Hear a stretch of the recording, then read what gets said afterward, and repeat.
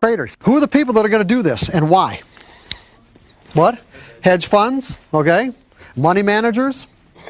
In the commodities arena, do you guys really know how, like, the futures markets even started in the first place? Or why they even exist? I know people probably exist because they're on the screen and it's part of the platform, but, you know, there's actually a legitimate economic purpose for these things. And when you get to the underlying, when you understand the underlying reason for these markets, you'll understand why they trade the way that they do and why prices move the way that they do.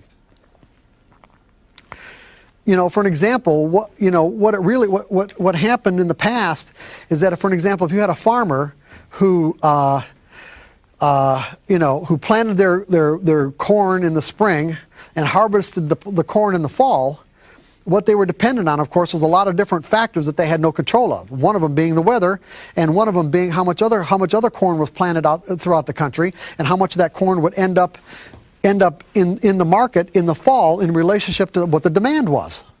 So if there was a lot of corn and let's say the demand remained relatively constant, the price of the corn would go down and the farmer would lose money. If there wasn't a lot of corn and demand would remain constant, the price would go up. If there wasn't a lot of corn and for some reason demand was really high, and the price would go up even further. So what you had is a situation where there was a great deal of economic risk in being a farmer, or being anybody that manufactured anything, or dug stuff out of the ground like gold or silver, or manufactured electric motors that needed copper, or whatever goes into all the products that we use. So what evolved was a situation where the farmer and the manufacturer, let's say of bread that needed the flour, they would enter into what was called a forward agreement. Meaning that they both wanted the economic risk taken out of their business. They both wanted to be able to make a profit. They both wanted, to be able to have some sense of certainty as to what prices might be at some point in the future. So for an example, if I'm a farmer and it costs me $4 a bushel to plant my corn and bring it to harvest or bring it to market, then for me to make some money, I want at least $5 a bushel, right?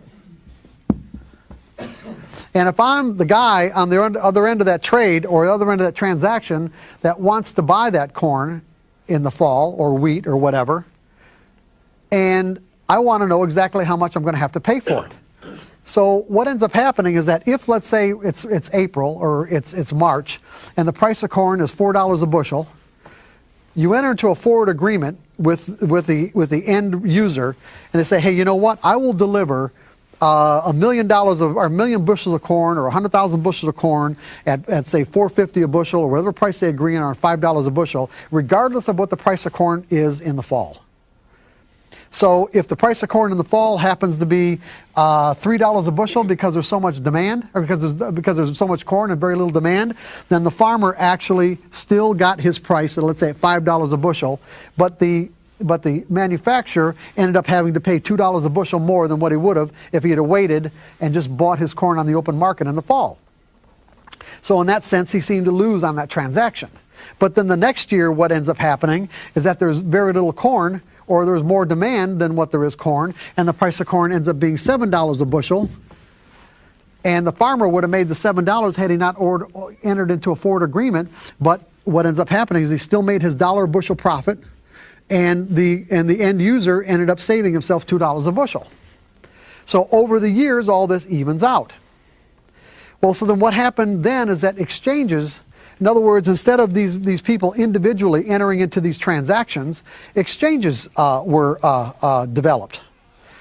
So in other words, they had a central place to come to and make these transactions, like the Chicago Board of Trade and Chicago Mercantile Exchange. Well, what ended up happening is that with the advent of exchanges, what you had is a situation where there were people that were willing to take the other sides of these trades that had nothing to do with the actual process of making bread or growing wheat or corn. They were called speculators. And then that's when futures contracts, came into being. So what would happen is that if I'm a farmer, instead of me having to make the transaction directly with with someone who manufactures bread, I could go to the Chicago Board of Trade and sell my corn or wheat with a futures contract. And so if I'm selling it at $4 a bushel, and so that means I'm long corn. This is where the long and the short comes from. I am long cash, I'm long corn, and because I've got a crop in the ground. And so if I sell it at $4 a bushel on a futures contract, I take the equivalent number of futures contracts. And so if the price of corn goes down, or let's say the price of corn goes up, I've already locked in, well, I'm going to sell it at $5, but I've locked in my dollar bushel profit. So if the price of corn goes up, what I've done is I'm short futures, I'm short the actual futures contract, I'm long the corn, so I'm going to lose money on my futures contract, because as the price goes up, I'm losing money, but I'm making money on my cash. So I'm making the equivalent amount of money on my cash as what I'm losing on my futures. So in any case, it doesn't matter what the market does. The market can go up, the market can go down. I've locked in my dollar profit bushel, dollar per bushel profit.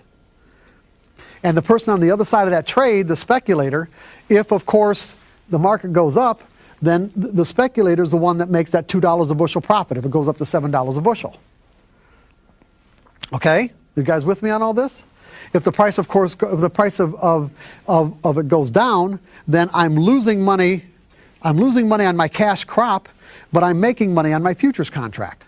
And the speculator on the other side of the contract is losing money because the market's going down. In other words, the speculator is just one-sided. The farmer is two-sided. He is hedged. That's what's called a hedge. Now, what's interesting about all this is that as these markets evolved, you will find that the farmers don't trade against each other, or the grain elevators, or the people who, the commercials who actually are involved with the production and manufacture of anything. They don't take the other side of each other's trades. What they do is they want speculators to take the other sides of their trades. In other words, if I'm a commercial grain elevator, I'm not going to be another commercial grain elevator is not going to be taking the other side of my trade, because we're both going to be doing the same thing. Okay, if I'm a farmer and I'm going to sell my wheat or sell my corn, the farmer down the street who also trades isn't going to be taking the other side of my trades. What commercials and hedgers and fund managers and all the people who are really, let's say, professionals, they have become very, very sophisticated at finding ways of drawing the general public into taking the other sides of their trades. Meaning, and the point that I'm making here, is that they will purposefully do things that will draw the typical general public, let's say the general public, into the other side of their trades, when in fact what they want to do is the exact opposite.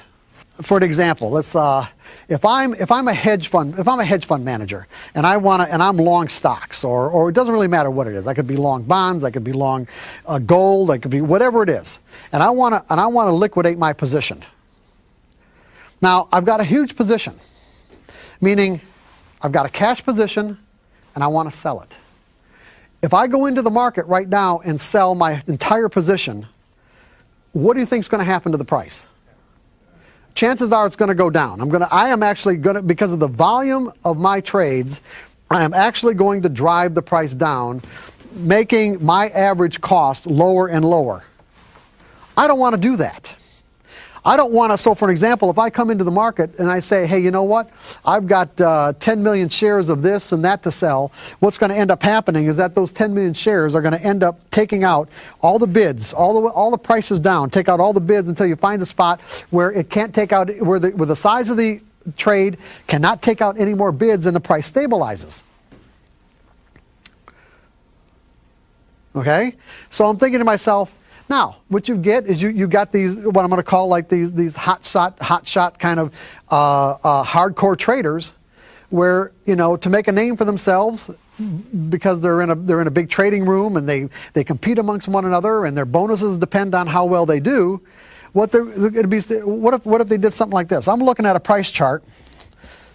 Let's just say they could be daily bars or whatever. Okay. And this is like a swing high, swing low, okay? Now, interestingly enough, as we're talking about this, I want to make a point about what does this price represent right here, and what does this price represent right here? What? Yeah, we're going to call it resistance, but more from a practical matter, what does it represent? What's that? Nobody believes it's going to go higher. Ah, yeah. In other words, there wasn't. Now, you're right. He said there's nobody believes it's going to go higher. It represents there wasn't one person in the whole world, that was willing to bid the price one tick higher. Not one. Up to this point, there could be any number of people who were willing to bid it higher. But it got to a certain price level, and there wasn't one person left in the whole world that would bid it higher. This, by the way, is one of the reasons why technical analysis works, is because the market has a memory. This is why technical analysis works. The market has a memory. Because when the market came back down, he formed a swing low, came back up to this high, there were people who made money by selling this high. There's a good chance those same traders are going to come back into the market and do it again.